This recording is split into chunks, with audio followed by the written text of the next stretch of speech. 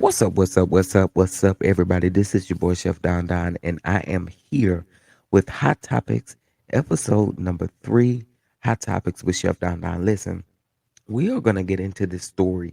There were 3 individuals who visited Mexico City on October the 30th of 2022, and they were found deceased in their Airbnb. So we're going to get into what really happened to them. But before we do any of that, you guys, please make sure that you subscribe to the channel. Make sure you bang that notification bell and set your notifications to all.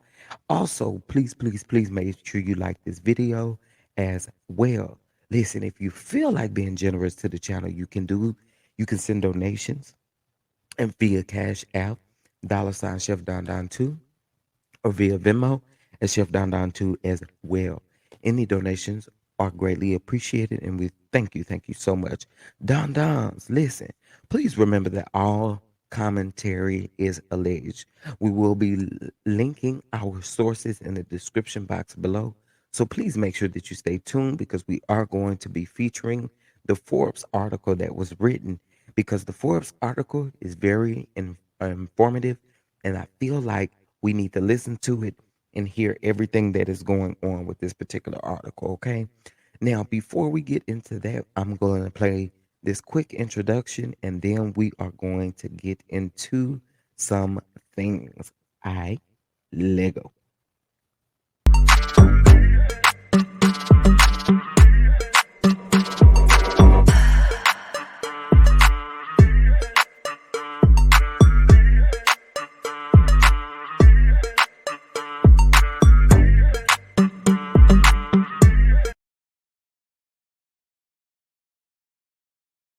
All right. Let's get into this story. Remember, again, all commentary is alleged, and we will be getting this article from Forbes.com, okay? But what I also want to let you guys know, and I want to put this out, that this could be a trigger to us all. So I want to go ahead and put this trigger warning out and letting you guys know that this content um, can definitely be disturbing, but I wanted to put that trigger warning out there for you all, okay? Let's get into this story. So this story is very crazy, right? And it also goes to show you the importance of being safe and making sure that you are living safe and that you also have things in place, right?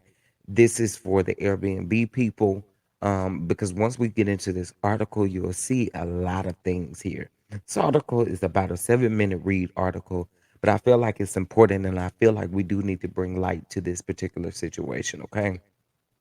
So give me just a moment here and we are going to get into some things. All right. So the first thing I want to do is get into this Forbes article. What I'm going to do is we're going to get into this and then I am going to come back with my commentary. Let's go. 30th, 3 American tourists were found dead at their Airbnb rental in Mexico City. The bodies of Candace Florence and Jordan Marshall, both 28, and Cortez Hall, 33, were found in La Rosita, an upscale neighborhood close to Santa Fe. Sadly, the visitors had come to Mexico City to celebrate the Day of the Dead. Marshall and Hall were New Orleans teachers, while Candace Florence was a small business owner from Virginia Beach. Florence was speaking to her boyfriend on October 30th, and said she felt unwell. The call dropped. The worried boyfriend called for a welfare check, and authorities found the bodies. U.S. State Department travel advisories for Mexico include: exercise increased caution due to crime in Mexico City. But the 3 friends staying at the Airbnb were not the victims of criminal activity or a drug overdose. Instead, they reportedly died from the silent killer, carbon monoxide. A spokesperson for the local attorney general's office told ABC News that investigators found an issue with the apartment's gas boiler, which released a gas smell as well as carbon monoxide. One of the victims had apparently been taking a shower, which would have activated the boiler for hot water. I contacted Airbnb repeatedly asking for comment on the incident. I did not receive a response. The recent tragedy in Mexico City is not the first time U.S. tourists have died from gas poisoning. In May, Another group of 3 American tourists from Tennessee and Florida died of carbon monoxide poisoning while staying in villas at a Bahamas hotel, the Sandals Resort. In 2018, an American couple from New Orleans, dedicated volunteers considering moving to Mexico, died of CO poisoning at an Airbnb in San Miguel Allende. Also in 2018, an Iowa family of 4 died at a home away, VRBO vacation rental in historic Tulum, Mexico. The cause was a gas leak. Airbnb is clearly aware of such issues. The company's Airbnb Trust and Safety website for hosts says, all Airbnb hosts with an active listing can get a free smoke and carbon monoxide alarm. The listing notes, smoke and carbon monoxide, CO, alarms save lives. That's why we're on a mission to get as many alarms into as many listings as possible. We ask that all listings be equipped with smoke alarms and equipped with carbon monoxide alarms if the listings have fuel-burning devices. However, as the Environmental Protection Agency puts it, CO alarms are widely available and should be considered a backup to but not a replacement for proper installation, use, and maintenance of fuel-burning appliances. Dwellings with fuel-burning appliances or attached garages are more likely to have CO problems. Common sources of carbon monoxide include fuel-burning appliances like clothes dryers, water heaters, boilers, and furnaces. Fireplaces create carbon monoxide, usually vented through the chimney. Portable gas-powered generators operated indoors during the winter or during power outages have also led to CO poisonings, as have cars left idling in the garage. People also use charcoal grills indoors with unfortunate consequences. Carbon monoxide, CO, is called the silent killer because it is invisible, odorless, and colorless. According to the Minnesota Department of Health, when people are exposed to CO gas, the CO molecules will displace the oxygen in their bodies and lead to poisoning. Because CO can't be detected by smell or vision, dangerous concentrations can build up indoors without people being able to detect the problem until they become ill. When people do become sick, Colorado poisoning symptoms can be similar to those of the flu. This can lead victims to ignore the problem until it's too late. Symptoms associated with CO poisoning include headache, dizziness, weakness, nausea, vomiting, and chest pain. High levels of inhalation can cause a loss of consciousness and death. The Center for Disease Control says carbon monoxide is the leading cause of accidental poisoning deaths in America, leading to over 430 deaths and 50,000 emergency department visits each year. Up to 40% of survivors of severe CO poisoning can develop memory impairment and other serious illnesses. On a worldwide basis, carbon monoxide poisoning is estimated to sicken 137 people and kill 4.6 people per 1 million population. With a world population of 8 billion, that would mean CO poisoning kills more than 36,000 each year. However, researchers note the unreliability of the primary data sources in many countries with respect to accurate diagnosis of CO poisoning. Ironically, accidental CO poisonings are entirely unnecessary. Carbon monoxide alarms, typically under $100, will detect a dangerous CO concentration and alert the residents. Then the problem, such as a gas leak, can be addressed. Carbon monoxide poisoning poses a well-known danger, addressed by many U.S. state and local laws. Yet only 27% of U.S. homes have CO alarms. Is Airbnb's policy of asking that hosts install smoke and carbon monoxide detectors sufficient? Should they be mandatory, perhaps with photographic proof, or the host will be kicked off the platform? Or was USA Today correct in saying, it's now becoming clear that responsibility for safety ultimately falls on the renter? It may still be too early to know what really happened in Mexico City. But Airbnb needs to conduct its own investigation. Did the property have a CO detector? If so, was it functional? If one was installed, were the guests made aware of its presence? Did they know CO was a potential issue? Ultimately, it may take a U.S. investigation and/or lawsuits to determine responsibility for the death of these 3 young people. The truth is that most people don't think about CO poisoning at home, let alone when traveling. Asking questions, and perhaps packing an inexpensive portable carbon monoxide detector, may help the traveler's peace of mind. All right, Down Downs. Listen, we heard it there.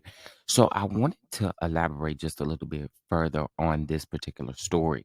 So it does seem as if with this being said that they passed away from the carbon monoxide poisoning, there was a part of this article that definitely rang true.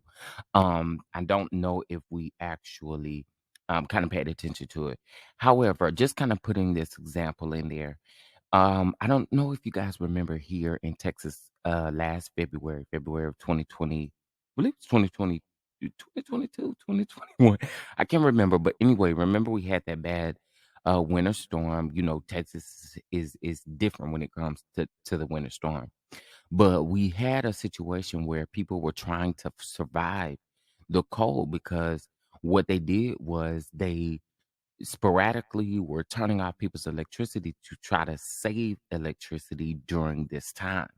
However, it just didn't work out that way. There were a ton, well, I'm not going to say there were tons, but there were some deaths that took place. One of them specifically, I do remember ringing true that this particular person did set a charcoal fire within their fireplace and also within like a barbecue pit that they ended up bringing inside of the house. Mind you, again, y'all, it was ringing like below zero in some places, and some places it was just so cold that it was just horrible. We did ended up losing some people, but I kind of wanted to bring that up because it does make sense that they were saying that that particular person ended up passing away from carbon monoxide poisoning because they did build that fire through charcoal within the house. So, um, here's my commentary on this. I do think specifically for me, I would think that it would be very important if Mexico and places are known for having gas issues and carbon monoxide issues. This should be a requirement. It's a requirement. Like how hard is it to go get a detector? Like I'm not quite understanding that. Airbnb does need to step up their policy. I feel like if that is it should be a requirement. You should be able to get physical proof of this, meaning a picture should be sent in. And I do agree. You should take the listing off of Airbnb if it's not included. I mean, that could have definitely saved these people's lives. Like, I'm not quite sure that, and I'm just going based off of what we have been told because again, it is under investigation. If there was any other, anything else involved. Um, thank God that the boyfriend sent someone over to do a wellness check because this is just overall sad. So listen, I had to do a little research and figure out what the Day of the Dead actually represented and why we kind of need to celebrate the Day of the Dead with these people. Listen, you do as you please, but I felt like this was just a little weird. But anyway, the Day of the Dead, El Dia los Muertos, uh, is a Mexican holiday where families welcome the souls of their deceased relatives for a brief reunion that includes food, drink, and celebration. A blend of Mesoamerican ritual, European religion, and Spanish culture. The holiday is celebrated each year from October the 31st to November the 2nd, while October the 31st is Halloween, November the 2nd is All Souls Day or the Day of the Dead. According to the tradition, the gates of heaven are opened at midnight on October the 31st, and the spirits of children can rejoin their families for 24 hours. The spirits of adults can do the same on November the 2nd.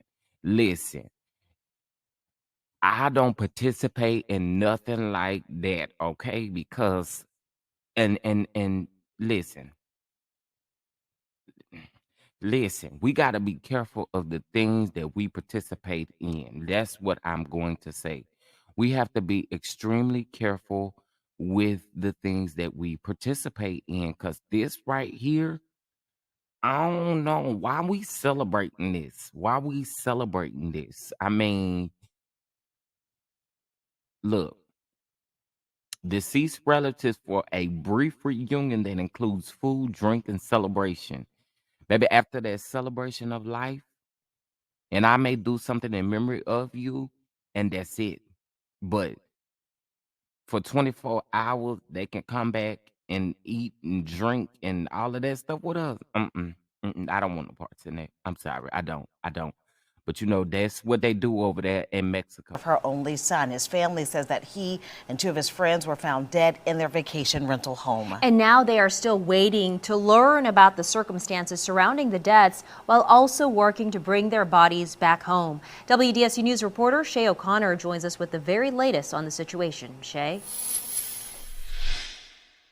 Yeah, family tells me Cortez Hall was a 7th grade history teacher right here at KIPP in New Orleans East. Now, his mom, Ciola Hall, tells me she received the news on Monday, her birthday, when the U.S. Embassy called.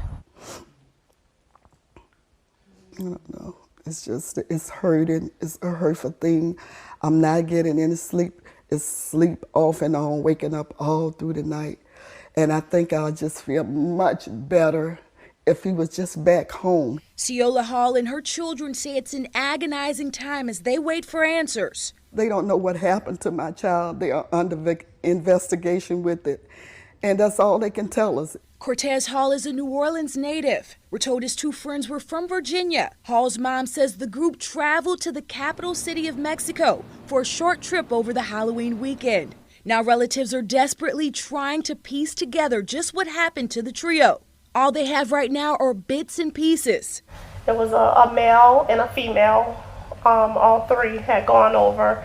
And the female, she was able to contact her boyfriend to let him know that that she couldn't feel her legs. Her legs were numb. She couldn't move her legs. And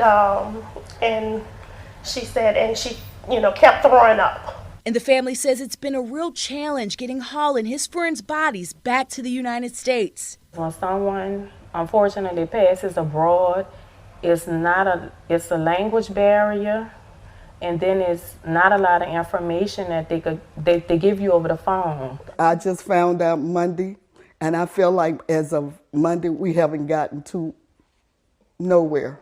The hope for the Hall family to find out exactly what happened to the guy they say had a love for history, music, traveling, and his family, and to get him home for a proper burial. His mom had a message for other parents in the hopes that this won't happen to anyone else's child. Parents, please talk to your children. Please, when they are going out of the United States, please talk to them. Let them know that they need to be aware of what could happen. Now, as you can imagine, teachers, staff, and students here at KIPP all devastated at the loss of their beloved teacher. Now, we did reach out to the U.S. Embassy on the situation. They sent us a statement that reads in part, "We can confirm the death of 3 U.S. citizens in Mexico. We're closely monitoring local authorities' investigation into the cause of death. We stand ready to provide all appropriate assistance. Out of respect for the privacy of the families, we have nothing further to add at this time." We also reached out to the owners of the home where I'm told the group was renting from. At this time, we have not heard back. Reporting from New Orleans East, Shay O'Connor, WDSU News. Shay, thank you. WDSU has also reached out to Troy Carter, Congressman Troy Carter, Governor John Bel Edwards' office, just to see if they're doing anything to help Hall's remains get back to the United States. And Gina, both offices say that they are aware of what happened, and they say they are working with the family right now. Okay, Don Dons, listen. So I am going to link this full article from CNN down in the comment section. I'm sorry, down in the description box below. Now I'm going to go ahead and read this to you. Frida Florence provided a harrowing account of how she learned that her daughter had died. One of her sons called her to report, and he said, "Mom, Candace is no longer with us," as he repeated it several times. Okay. She said it took her hours to process his words. "I was despondent and I was emotionally distraught," she said. Now, Candace Florence's boyfriend, his name is his name is Victor Day. He checked in on her the morning of the day that she died. She texted him around 4:10 a.m. Eastern Standard Time to say she did not feel well emotionally or physically, he told CNN. "What's wrong?" he replied. And she said, wasn't well and wanted to go home. She said that she felt like she had been drugged, they said. When they touched base on FaceTime, she looked distressed, he said. He tried to reach her in the morning, and no avail. Okay, he said that he's contacted the marshal, her childhood friend from Virginia. He contacted Marshall, which is childhood friend from Virginia. After not hearing back from Florence or Marshall, they reached out to the Airbnb host in Mexico City to ask, and they performed a wellness check. So again, had he not asked for them to perform a wellness check, it would not have been done. Maybe 10, 15 minutes later, she writes back that they all three are in the apartment and they were found all unresponsive with no vital signs. The emergency services has been contacted, they said. My heart sank. One of Frida Florence's sons flew to Mexico City on November the 2nd and identified her the next day. Her body has been returned to Virginia, but has yet to clear customs, and the family is working with the funeral This home is a to quote obtain her straight from her remains. Mother. She says, I still have not set eyes on my daughter. The mother said of her youngest child, she was my darling daughter, my dreamer, and my creator. You know, here's the thing with this. Here's the thing with this. There's so many hurting families out here, not getting answers, not being able to just get a lot of things off of, I mean, just getting a lot of questions answered. And so, with that being said, um, again, I'm going to be doing some more research in regards to this. I did want you guys to know this much. A lot of these articles that I've been finding and a lot of these videos have been done about 2 weeks ago. So it is still under investigation, but I just can't keep quiet about this because it seems like some other things may be going on. No conspiracy theorists here or any of that. Um, and hopefully, they all get the justice that they deserve in this particular situation as well.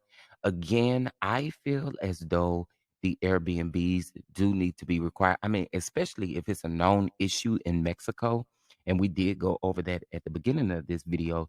It is a known issue that they have gas issues and carbon monoxide issues.